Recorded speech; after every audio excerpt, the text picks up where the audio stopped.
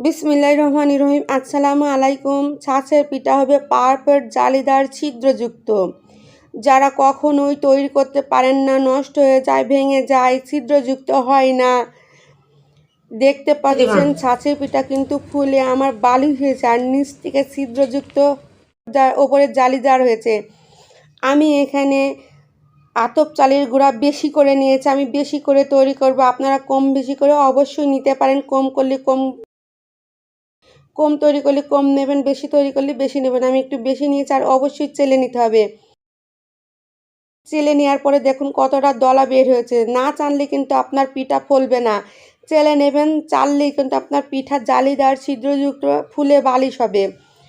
অন্য স্টেপে চলে যাচ্ছি।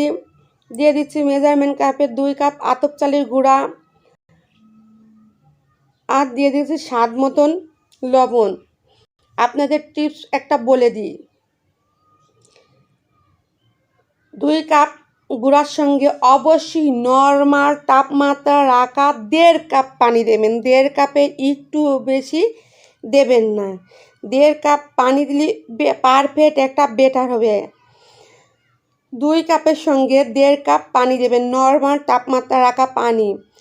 গরম পানি এখানে দেওয়া যাবে না। গরম পানি দিলে কিন্তু আপনার পিঠা হবে না। দেখতে পাচ্ছেন কতটা পাতলা হয়েছে বেটার। আর যাদের হাতের কাছে ব্লেন্ডার আছে অবশ্যই বেটারটা ব্লেন্ডার করে নেবেন। ব্লেন্ডার করলে আপনার পিঠা হবে জালিদার ছিদ্রযুক্ত। আর যাদের ব্লেন্ডার নাই তাদের জন্য আমি অন্য একটা স্টেপ বলে দেব, সঙ্গেই থাকুন। এই যে আমার কিন্তু ব্লেন্ডার করে নেওয়া হয়ে গিয়েছে, ঢেলে নিচ্ছে। যাদের ব্লেন্ডার নাই তাদের জন্য টিপস বলছি, খুব ভালো করে মন দিয়ে শুনবেন। চুলা কিন্তু লো আছে রাখবেন, রেখে এই যে বেটারটা অনবরত নাড়তে থাকবেন, একটুও থামা যাবে না। থামলে কিন্তু আপনার বেটার পাত্রর সঙ্গে লেগে যাবে, দলাদার হবে। এভাবে নাড়বেন আর নিচে চাপ দেবেন। চুলা অবশ্যই লো আছে রাখবেন। চাপ দেবেন কেন আমি সেটাও বলে দিচ্ছি। যখন চামচের সঙ্গে চাপ দেওয়ার পরে চামচের সঙ্গে বেটার লেগে যাবে, উঠে আসবে, তখন ভাববেন আপনার বেটারটা পারফেক্ট হয়েছে। এভাবে কিন্তু নাড়তেই হবে। চুলা কিন্তু লো আছে রেখে বারে বার বলছি আপনারা অনবরত নাড়বেন। থামলে কিন্তু একটু থামলেও কিন্তু আপনার বেটারটা দলা বেঁধে যাবে। আপনার পিঠা কিন্তু ভালো হবে না, জালিদার হবে না, ছিদ্রযুক্ত হবে না। দেখুন আমি এভাবে নাড়তেই থাকছি আর এভাবে করে চাপ দিতে থাকছি। এভাবে করে চাপ দেবেন। চাপ দিয়ে দেখুন আমার চামচের সঙ্গে কিন্তু বেটার লেগে যাচ্ছে। আমার কিন্তু পারফেক্ট একটা বেটার হয়ে গেছে। আমি নামিয়ে নিচ্ছি, চলে যাচ্ছি চুলায়, দিয়ে দিচ্ছি ছাঁচ, যেটায় আমি পিঠা বানাবো। ছাঁচ গরম হলে ওপর থেকে পানি দেবেন। যখনই অনেক গরম হয়ে যাবে তাওয়াটা, ছাঁচটা, তখন এইভাবে করে পানি দিয়ে পানিটা মুছে নেবেন। এভাবে করে ছাঁচ পিঠার তাওয়া কিন্তু এভাবে রেডি করতে হয়। এভাবে রেডি করলে আপনার ছাঁচের পিঠা কিন্তু ফুলে বালিশ হবে।